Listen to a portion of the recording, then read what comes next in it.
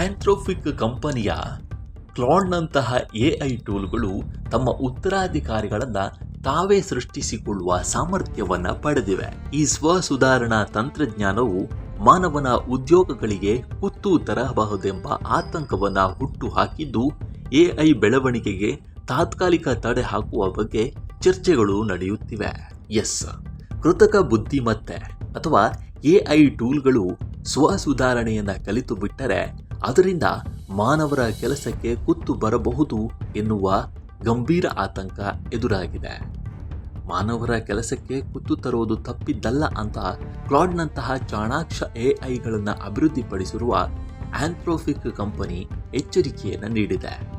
ಮೇ ತಿಂಗಳಲ್ಲಿ ಸಾಫ್ಟ್ವೇರ್ಗಳನ್ನು ನಿರ್ಮಿಸಿ ಪರೀಕ್ಷಿಸಿ ನಿರ್ವಹಿಸಲು ಅಗತ್ಯವಾದ ತನ್ನ ಕೋಡ್ ಬೇಸ್ಗೆ ಮರ್ಜ್ ಮಾಡಲಾದ 80% ಕೋಡ್ಗಳನ್ನು ಕ್ಲಾಡ್ ಎಐ ಕೈಯಿಂದಲೇ ಬರೆಸಿಕೊಳ್ಳಲಾಗಿತ್ತು ಅನ್ನೋ ವಿಷಯವನ್ನು ಆಂಥ್ರೋಪಿಕ್ ಕಂಪನಿ ಬಹಿರಂಗಪಡಿಸಿದೆ. ಈ ಬಗ್ಗೆ ವಿಶ್ಲೇಷಣೆ ಮಾಡಿರುವ ಅದು ಮಾನವನ ಅಗತ್ಯವೇ ಇಲ್ಲದೆ ಎಐಗಳು ಇನ್ನೊಂದು ಎಐ ಅನ್ನು ಅಭಿವೃದ್ಧಿಪಡಿಸಲು ಶಕ್ತವಾಗಿದೆ. ಅವುಗಳು ತಮ್ಮ ಉತ್ತರಾಧಿಕಾರಿಗಳನ್ನು ತಾವೇ ಸೃಷ್ಟಿಸಿಕೊಳ್ಳುತ್ತವೆ. ಇದು ಟೆಕ್ ಇತಿಹಾಸದಲ್ಲೇ ಬಹುದೊಡ್ಡ ಬೆಳವಣಿಗೆಯಾಗಿದೆ. ಇದರಿಂದ ವಿಜ್ಞಾನ, ಆರೋಗ್ಯ ಹಾಗೂ ಇನ್ನಿತರ ಕ್ಷೇತ್ರಗಳಲ್ಲಿ ಉತ್ತಮ ಕೆಲಸಗಳನ್ನು ಮಾಡಬಹುದು ಎಂದಿದೆ. ಇದರ ಜೊತೆಗೆ ಎಐಗಳ ಸ್ವ ಉನ್ನತಿ ಸಾಮರ್ಥ್ಯವು ವೃದ್ಧಿಸ್ತಾ ಇದ್ದಂತೆ ಅವುಗಳನ್ನು ನೋಡಿಕೊಳ್ಳುವ, ವರ್ತನೆಯನ್ನು ನಿರ್ವಹಿಸುವ ಜವಾಬ್ದಾರಿಗಳು ಹೆಚ್ಚುತ್ತವೆ ಅಂತಲೂ ಎಚ್ಚರಿಕೆಯನ್ನು ನೀಡಿದೆ.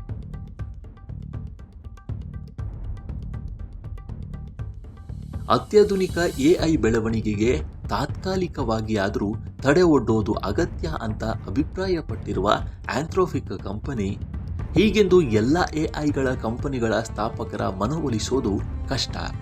ನಾವು ಅವುಗಳ ಅಭಿವೃದ್ಧಿ ನಿಲ್ಲಿಸಿದಾಗ ಇನ್ನುಳಿದವರು ಹಾಗೆ ಮಾಡದಿದ್ದರೆ ನಾವು ಅವಕಾಶ ಕೈಚೆಲ್ಲಿದಂತಾಗುತ್ತದೆ ಎಂದಿದೆ.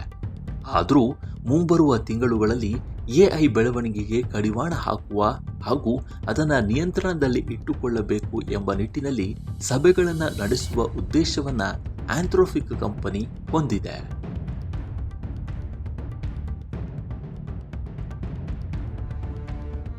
ಅದೇನೇ ಆದರೂ ಎಐ ಟೂಲ್ಗಳು ತಮ್ಮ ಉತ್ತರಾಧಿಕಾರಿಗಳನ್ನು ತಾವೇ ಸೃಷ್ಟಿಸಿಕೊಳ್ಳುವ ಸಾಮರ್ಥ್ಯವನ್ನು ಪಡೆದಿವೆ ಅನ್ನುವ ಈ ವಿಷಯ ನಿಜಕ್ಕೂ ತಂತ್ರಜ್ಞಾನ ವಲಯದಲ್ಲಿ ಆಶ್ಚರ್ಯವನ್ನು ಹುಟ್ಟುಹಾಕಿದೆ. ಇದೇ ರೀತಿ ಮುಂದುವರೆದರೆ ಮಾನವ ಕುಲಕ್ಕೆ ಇನ್ಯಾವ ಗಂಡಾಂತರ ಕಾದಿದೆಯೋ ಅನ್ನೋ ಆತಂಕವೂ ಎದುರಾಗಿದೆ. ಈ ವಿಡಿಯೋ ನಿಮಗೆ ಇಷ್ಟವಾಗಿದ್ದರೆ ಲೈಕ್ ಮಾಡಿ, ಶೇರ್ ಮಾಡಿ ಮತ್ತು ನಮ್ಮ NCIB ಚಾನಲನ್ನು ಈ ಕೂಡಲೇ ಸಬ್ಸ್ಕ್ರೈಬ್ ಮಾಡಿ. ಧನ್ಯವಾದಗಳು.